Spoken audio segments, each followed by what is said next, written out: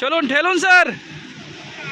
গাড়ি ঠেলতে হচ্ছে আমাদের, কারণ গাড়ি রাস্তার মাঝখানে দাঁড়িয়ে পড়েছে, কিছু করার আর নাই। আরে ভাই মারো মারো, স্টার্ট হয়েছে,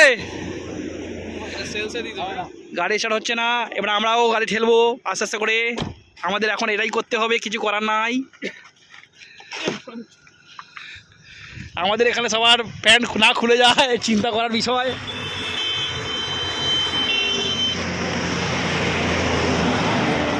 মারো।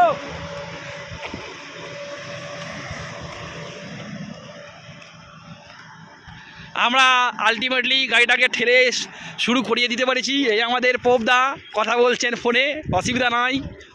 আমাদের মানিকদা, প্রিয় মানিকদা, আমরা এবার গাড়িতে উঠে যাবো।